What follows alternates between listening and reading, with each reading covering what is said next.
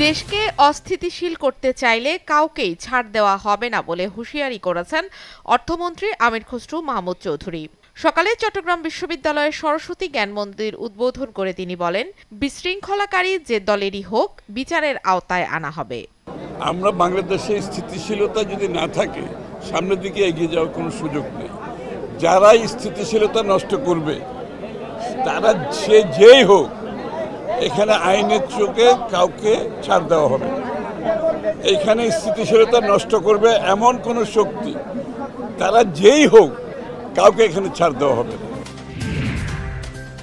জ্বালানি তেল আমদানিতে অতিরিক্ত ব্যয়ের প্রভাব সাধারণ ভোক্তা পর্যায়ে পড়বে না বলে মন্তব্য করেছেন বাণিজ্যমন্ত্রী খন্দকার আব্দুল মুক্তাদির।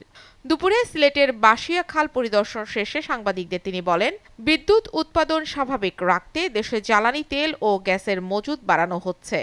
পাশাপাশি এ খাতে প্রয়োজনীয় অবকাঠামো ও সুবিধা সম্প্রসারণের উদ্যোগ নেওয়া হয়েছে। আমরা সতর্কভাবে 15% বৃদ্ধি করেছি এবং এটির ব্যাখ্যাও আমি সংসদে দিয়েছি। এই 15% বৃদ্ধির কারণে একটি বাস যদি 200 কিলোমিটার বা একটি ট্রাক 200 কিলোমিটার পণ্য পরিবহন করে যায়, কেজি প্রতি তার অভিঘাত 30 পয়সার বেশি আসে না কেজি প্রতি। তো সেই জন্য বাস্তবে এইটুক বৃদ্ধি সত্যিকার মূল্যস্ফীতিতে কোনো উপাদান যোগ করবে না। বিচার বিভাগের দুর্নীতির সব শিকড় তুলে ফেলতে চান বলে মন্তব্য করেছেন আইন, বিচার ও সংসদ বিষয়ক মন্ত্রী আসাদুজ্জামান। দুপুরে যশোরে এক অনুষ্ঠানে তিনি কথা বলেন। বিএনপি জুলাই সনদ ধারণ করে মন্তব্য করে মন্ত্রী বলেন, মানবাধিকার কমিশন, বিচার বিভাগের স্বাধীনতা ও বিচার বিভাগীয় সচিবালয় আইন সহ প্রতিটি আইন যাচাই বাছাই করে সংসদে বিল আকারে আনা হবে। সচিবালয় আইনটা আমরা আরো বেশি যাচাই বাছাই করে পর্যবেক্ষণ করে এমন একটি আইন আনতে চাই যেখানে সত্যিকার অর্থে বিচারকরা সাংবিধানিকভাবে যে পথ নির্দেশ করা আছে সেই পথে হেঁটে যেতে পারেন।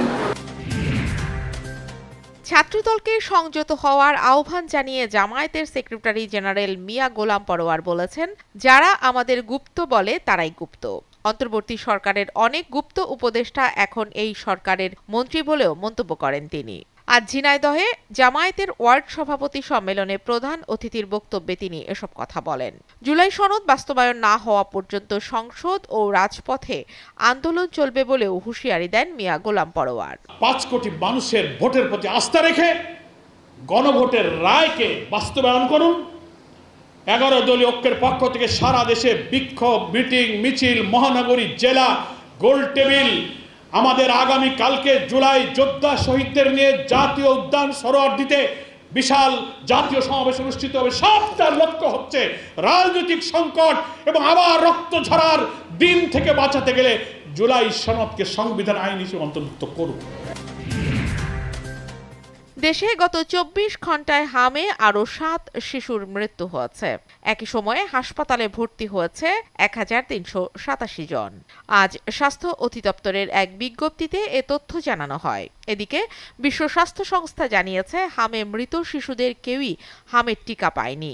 দ্রুত টিকা দেয়া না হলে প্রাণহানি আরও বাড়ার আশঙ্কাও করছে সংস্থাটি।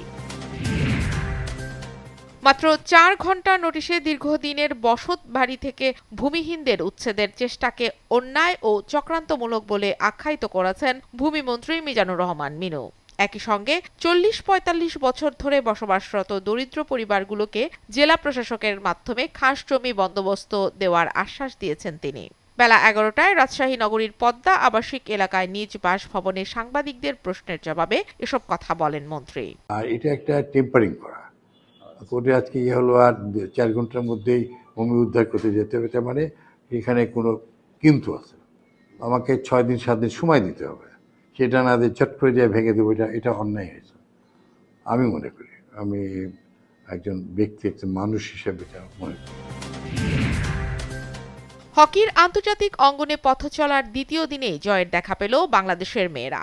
এশিয়ান গেমসের বাছাই পর্বে নিজেদের দ্বিতীয় ম্যাচে উজবেকিস্তানকে 3-2 গোলে হারিয়েছে অর্পিতারা। গতকাল চাইনিজ তাইপের বিরুদ্ধে ম্যাচ দিয়ে হকির আন্তর্জাতিক অঙ্গনে পথ চলা শুরু হয় বাংলাদেশের মেয়েদের। ওই ম্যাচে 5-5 গোলে ড্র করলেও আজ প্রথম জয়ের আনন্দে ভাসে বাংলাদেশের মেয়েরা। 4 পয়েন্ট নিয়ে এ গ্রুপের শীর্ষে বাংলাদেশ।